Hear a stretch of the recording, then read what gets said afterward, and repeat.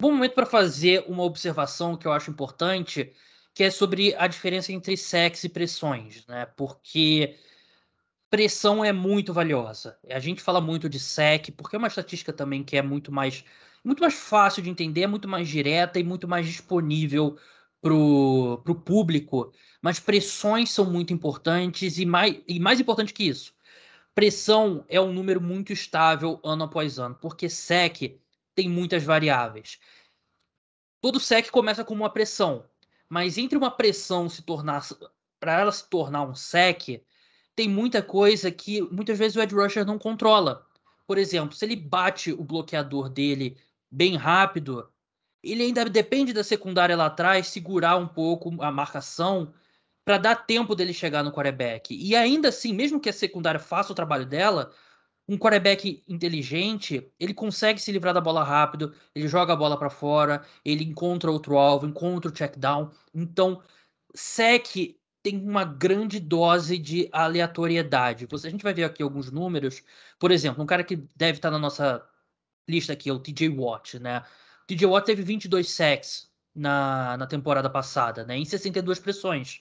O Max Crosby liderou a NFL com 101 pressões. Muito mais pressões. Então, snap por snap, ele gerou mais impacto ali. Só que o TJ Watt conseguiu converter um número grande de pressões em sacks, que muitas vezes é assim, ele chegou para limpar a jogada, o quarterback adversário precisou segurar a bola. Tem muito quarterback que traz para si um índice de sec muito alto, né? Acho que entre transformar a pressão em sec, o quarterback tem muito mais controle do que o próprio edge rusher. E é Por, por isso, Gabriel. Não, pode falar, pode falar. não, é porque, por exemplo, um cara como o Russell Wilson, ele tem um índice de sacks para as pressões dele bem alto, porque ele é um cara que segura muito a bola, né? Porque é um quarterback que aceita. Então, tem muita aleatoriedade entre você gerar uma pressão e gerar essa pressão se tornar um sec. Claro que é muito valioso um sec. Tem um número aqui que eu separei. Em jogadas que o quarterback é pressionado, em geral, o ataque aéreo gera 0,397, menos 0,397 EPA. EPA é uma estatística um pouco, ela é um pouco abstrata, mas é uma estatística avançada que mede a expectativa de pontos por cada drive, por cada jogada. Então, como cada jogada impactou a expectativa de pontos, né? E é uma estatística que se alinha muito bem com o desempenho dos times. Menos 0,397. Quando o quarterback é sacado, menos 1,856. Então, quando sacks matam drives, você olha também números assim, drives que tiveram um sack, a porcentagem deles que terminam em touchdown ou em field goal é bem mais baixa. O sack ainda é muito valioso. Só que o edge rusher consegue controlar muito mais o número de sacks, por isso que sack é importante, de novo, claro que é, mas número de pressão é muito mais estável e é um número tão importante, provavelmente mais importante do que o total de sacks.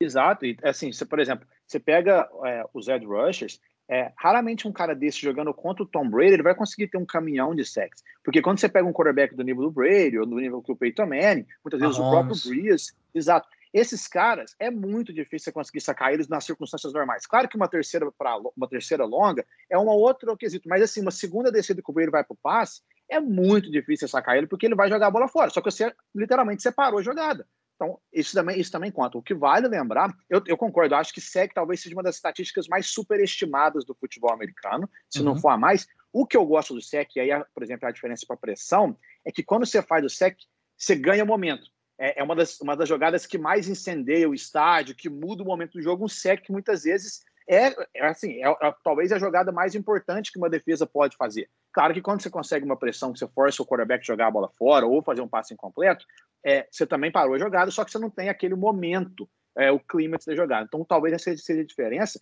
Mas um caso que até ficou famoso é o Vic Beasley, Gabriel. Sim. Ele liderou a Tá NFL literalmente anotado aqui na minha pauta para falar. ele liderou a NFL em sacks, eu acho que em 2016. Ele 16 teve 15 sacks. ou 16.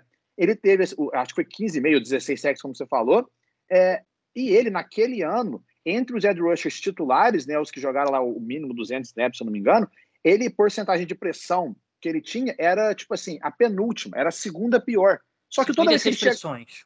toda vez que ele passava, ele conseguiu o sack. Mas Enfim, então claramente é uma estatística que eu prefiro muito mais o meu cara, o meu edge rusher, ter ali 9 sacks, mas ter 70 pressões, do que ele ter os 15 sacks e ficar ali com as 40, 35 pressões, entendeu? Não, eu concordo plenamente. Estava até anotado aqui, justamente. Ele teve 16 sacks em 56 pressões, que é uma conversão absurda, né? E sec é muito importante. Sec é muito importante para o time. Só que para o jogador em si, é uma estatística que tem muita aleatoriedade, né? É muito mais, assim, circunstâncias fora do controle do cara, muitas vezes, do que em si uma característica muito forte do sacador.